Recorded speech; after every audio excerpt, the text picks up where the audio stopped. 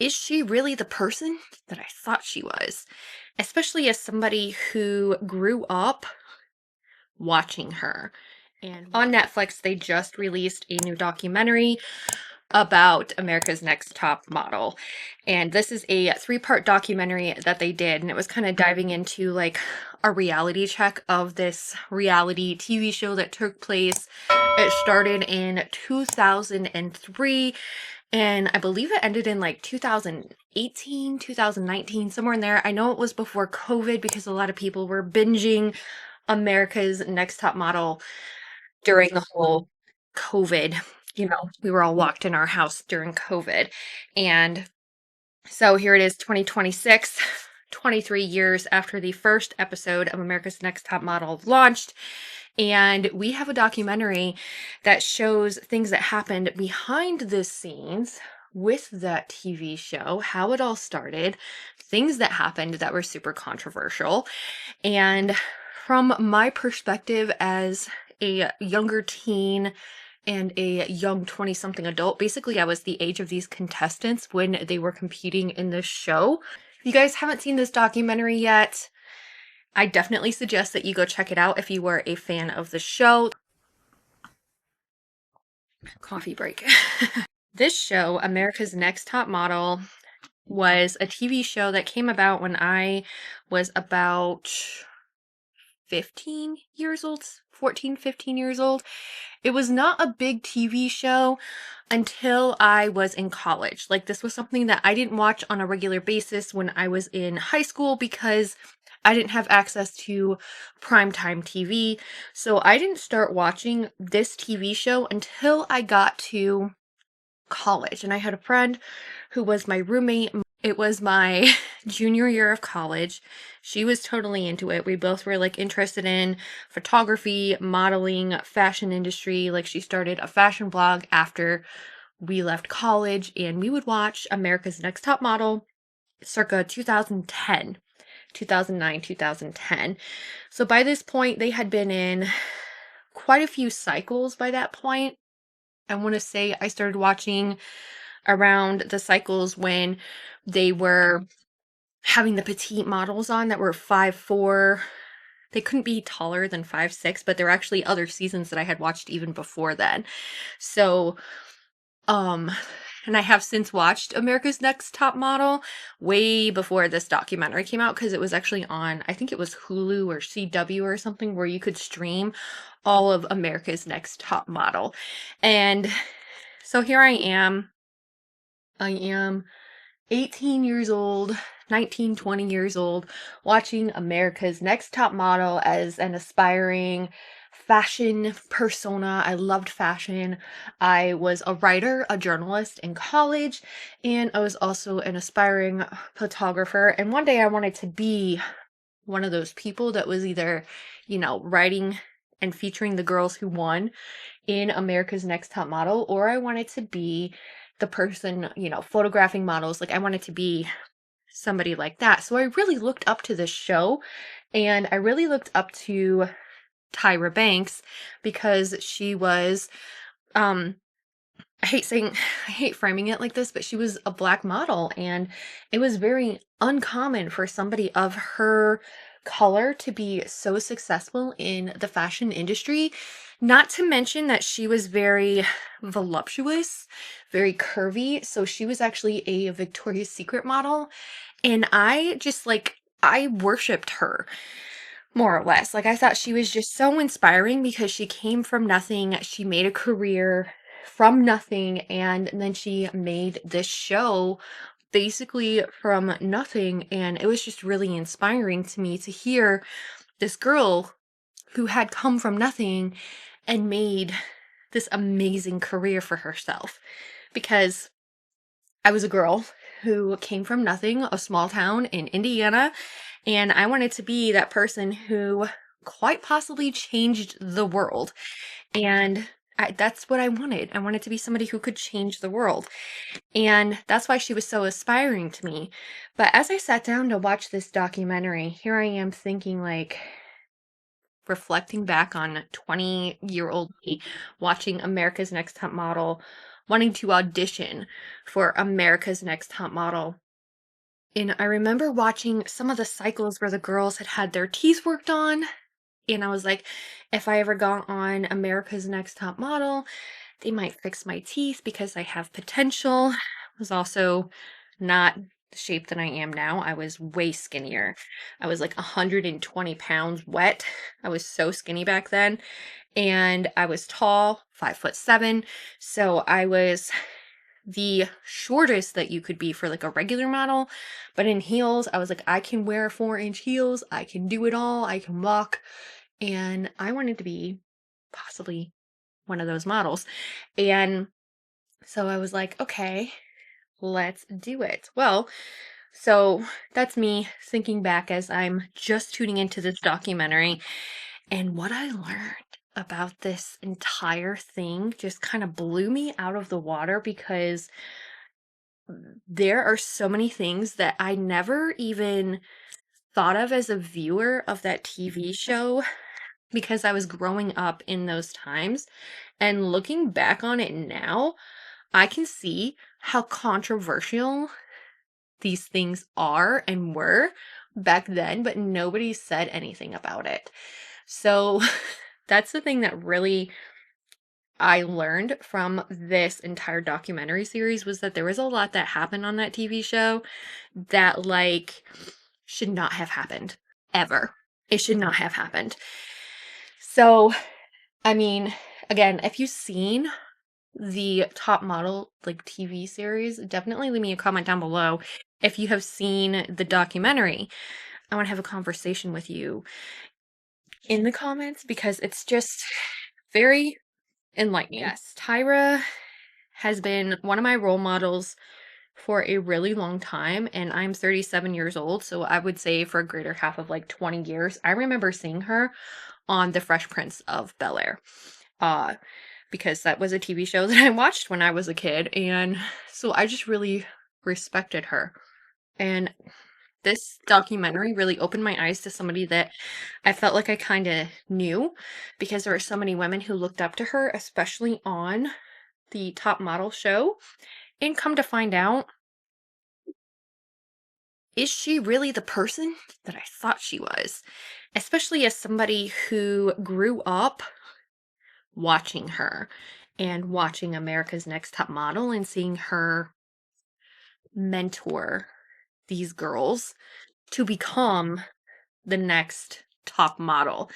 So that was one thing that I have been left questioning myself. In the first episode, I did post something in my community chat about who else had like tuned into it. And I truly feel like the documentary opened really awesomely, telling the story of like where Tyra got the idea from. And you could see her true intentions in the story. And not to spoil it for you guys, but basically she wanted to find, obviously, America's Next Top Model. She wanted to mold minds, and she wanted to find the next girl that could be the next Tyra Banks, pretty much, more or less. A girl who came from nothing and could turn it into something. That was her intentions behind the show. She definitely had that idea, and I think that's truly a beautiful concept in theory. And I think when she first started out as, you know, this entire idea and going to networks and everything like that, I think it was a purely innocent thing, and she did want to help somebody become like the next Tyra Banks, the person who built themselves up from nothing. And so she recruited friends that she knew in the industry, like Manuel and Jay Alexander, and then fame took over like the entire thing. And this is where the documentary started showing you like the truth behind the scenes of things that were happening and going on that just like blew me away, that I didn't even think would really be happening on national or even behind the scenes, I should say, because they don't show you everything on national television. Now, one thing I have to make note of is that this was a reality TV show. It wasn't like pre-planned, more or less. It was documenting everyday life of finding America's Next Top Model. The thing of it was, though, these girls went into it thinking that they were going to become America's Next Top Model, that they were going to win a contract. The first year it was with Wilhelmina Models, and then the year after that, and subsequently years after that, it was Ford Models. And you could see the potential in every single person who competed in this competition. But it came down to more than just being a competition and becoming America's Next Top Model, because as you watch the documentary, you find out that some of these girls who won the competition, they ended up not making it in the modeling industry, even as America's Next Top Model, because they were labeled as a reality TV star, that they were not booked for jobs. And basically, when their contract ran out, they were done in the modeling industry. And Tyra literally just fed them to the wolves, which doesn't sound like the person that we got to know on screen, and the person that, like, I've known, because Tyra's only, like, I want to say maybe 15 years older than me. She's not that much older than me in terms of like generational. I think she's in her late 40s, early 50s, so she's not too terribly much older than me.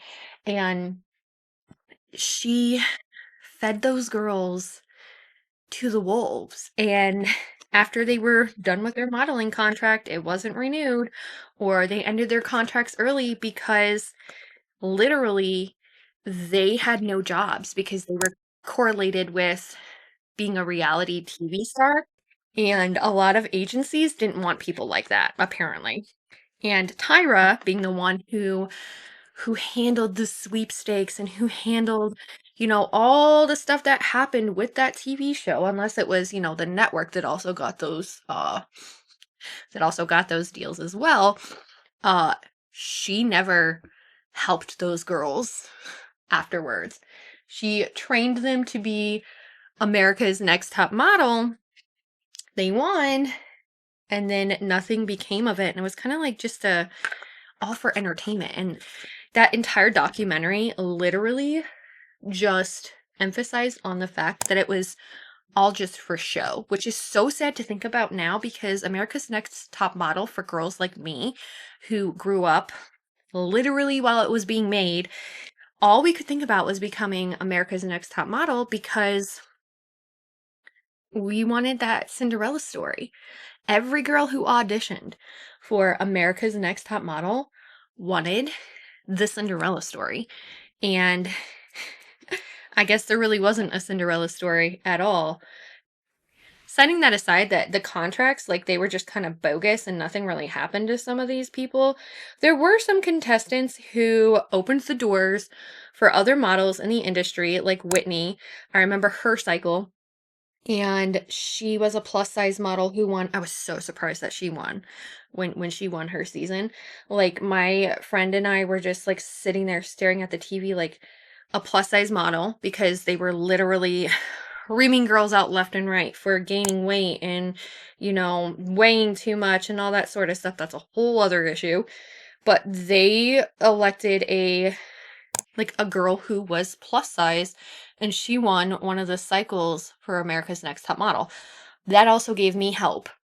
Well, they had that model, Whitney, on the documentary, and she even said that when she won a contract with Ford Models, which was a huge modeling agency at the time. I think they still are. But she was like, they didn't have a plus size division. So she pretty much didn't have jobs for a while. Again, fed to the wolves, but she was America's Next Top Model. And eventually she paved the way for other plus size models in the industry, but it was very hard for her. And then you had some of the controversies that happened on the TV show that really were discussed on, like, in the documentary. And it literally took me by surprise to see the blank staring face of Tyra when some of those controversies were discussed, because it was like she completely forgot that these things happened with these people. And it was like just a blip on the map to her. That was honestly shocking. You would think that I understand that there's been a lot of people that she's met in her lifetime. Like, don't get me wrong, I understand that. Like, there have been people I have met in my lifetime, but for her to be on a reality show, she's one of the producers, she is the face of this show, and she has made an impact on so many women's lives.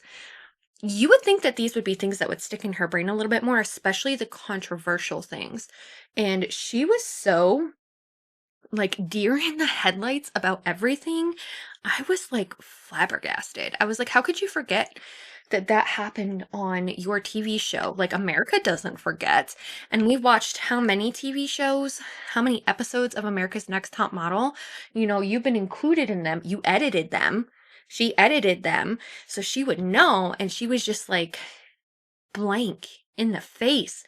And I was like, how could you not remember things like that that happened? Like, blunt things that were just very controversial even today. And so they also spoke with Jay Manuel, and he had said something about how, you know, there were some photo shoots that they did that were super controversial then. And I would say they were super controversial like now in today's landscape, but looking back at it from that point of view, from like that time, they weren't as controversial. And that kind of flabbergasted me too, because I know there are a lot of people who are watching the Netflix series that are more Gen Z. And there's nothing wrong with Gen Z, don't get me wrong, but I'm going to sneeze. There's nothing wrong with Gen Z. There isn't. They just didn't grow up during that time when these shows were being made. And so, like, Jay Manuel was saying, like, you know, looking at it from today's perspective, some of these things were so controversial, but we didn't say anything about it because it was socially acceptable then. And then you have these Gen Zers today who are reacting to this TV show because, like I said, you can binge watch America's Next Top Model. And, you know, they saw a fluctuation in views of America's Next Top Model during COVID. So it's possibly safe to say that some Gen Zers, you know, Gen Zers were watching the TV show during COVID, that they have seen it. But during that time, it was socially acceptable for some of these photo shoots that they were doing, whereas today they were very controversial.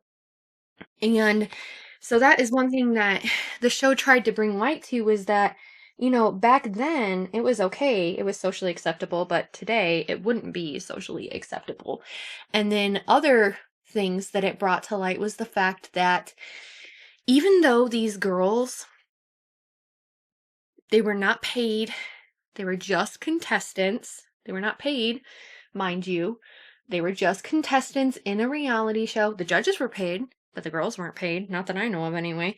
But in any case, these girls were literally being subjected to body shaming like crazy. They were being subjected to a lot of scrutiny from the judging team, and it really reflected on their personal growth over the years, because they were still in that adolescent phase where their frontal lobe, like, their brains weren't fully developed. Like, these girls were coming into this TV show at 16, I think some were 16 years old, but they were emancipated. Some of them were older, but they were all young adults from 18 to like 24 years old. And this TV show, this reality TV show with these judges breathing down their necks about body shaming and their skin being ashy, they had serious repercussions, like psychologically, from the feedback that they got from this TV show. And it was exposed in this documentary that there was a lot of eating disorders that nobody talked about. And we're not talking like binge eating, because they did that with Kenya, and that made me so mad, because I was like, that girl is not fat. If you think that girl's fat, then I'm gargantuan, okay? But in any case, they would tell Kenya, like, stop eating, you're gaining weight, you have a gut. And there were a lot of body shaming issues like that, where she was just eating healthily, and the way that they edited it, and this is what Kenya pointed out in the documentary, was that they edited it to make it look like she was binge eating like 5 donuts 20 croissants. Like they edited it to make it seem like she was eating that much, when in reality she was eating one bagel, one croissant, one whatever it was, no matter what it was, and it was one, and she wasn't overindulging. And then there were other girls who were dealing with eating disorders. There was also the two girls that I mentioned who got their teeth fixed. One of them, her name was Joni, and she had wonky teeth like me, like she had a snaggle tooth and things like that, and they decided to fix it in the show, and she was like, oh yeah, like I've hit the jackpot. They didn't fix it right. They did cosmetic dental work on her and destroyed her bite. They destroyed her teeth, like, she had to sign a release so that she couldn't sue them for messing up her teeth. And I'm like, that's not okay. That's not okay. Not only did you exploit this girl's like teeth and her entire situation to the world, but you messed up her teeth so badly that she still has bite issues today. And she even said that when she was in the documentary. And it's like, they didn't, like, there's no accountability for what they did to these girls. I think this Netflix documentary is literally, I truly think it's like just the beginning of what is going to be revealed about America's Next Top Model in general, because there's more documentaries that are actually apparently in the works and are being wrapped up and being released soon. I heard that Vice TV possibly has one. I also heard that Entertainment Tonight might have one coming out. But I feel like this Netflix documentary is literally just the tip of the iceberg, exposing something that happened to these women during these reality TV shows. And I have a feeling that, quite honestly, I feel like there's a possibility that these documentaries could change the face of reality TV as we know it right now, where they pay contestants. They have to have regulations in place, like health regulations. You know, when you go to work for somebody, like on a job, you have regulations for like hours worked. Well, apparently on these reality TV shows for America's Next Top Model, that didn't apply. And so they used and abused these girls and worked them to death. Like, some of them went to the hospital because they were so malnourished and like overworked. And it is absolutely crazy to think that they were allowed to abuse the labor system like that, and that they were allowed to abuse these people like that. I have a feeling that with these documentaries that I've heard about that are going to be possibly coming to light pretty quick here, I have a feeling that we're going to be learning a lot more about what happened on that reality TV show, and we might actually start seeing a lot more with other reality TV shows. I think the reason why America's Next Top Model is so controversial is because the message that Tyra wanted to bring was that every woman is beautiful. She wanted to break beauty standards, and she wanted to find unique talent in somebody, and she wanted to use what made them unique and beautiful to bring it out in them and like really enhance that natural beauty or whatever it was that they had. But the show ended up going way too far with that. And I definitely have a feeling that more is going to be brought to light about this entire reality TV show, especially from America's Next Top Model, because the thing that makes it so controversial is that they wanted to find, you know, that unique girl who could be the next, you know, it girl, the next model in the industry. But at the end of the day, they were literally grooming these girls to be eating disorders for very critical, hard feedback. And they just threw them to the wolves after they were done with that TV show and they had to go out into the real modeling world. And what started as a idea to find the next talented girl to be the next it girl just all turned into a huge publicity stunt, not only for like the TV show in general, but it turned into that for Tyra as well. I think her intentions were good. I think that her wanting to find America's Next Top Model, I think her wanting to, mentor women and, you know, teach them how to smize, teach them how to be the next model, that sort of thing. I think it was good at first, but then fame and fortune took over and it literally just went too far. Really does rely on the entertainment factor, which is what the network kept asking for the entire time that they were making this TV show, and they needed to one up it and one up it and one up it. But when does entertainment get pushed into racial slurs? When does entertainment get pushed into exploitation? When does reality entertainment get pushed into like lawsuits and demeaning and just psychologically damaging? Like when does that line get drawn? It's 2026, okay? There are a lot of things that have changed in the last 20 years.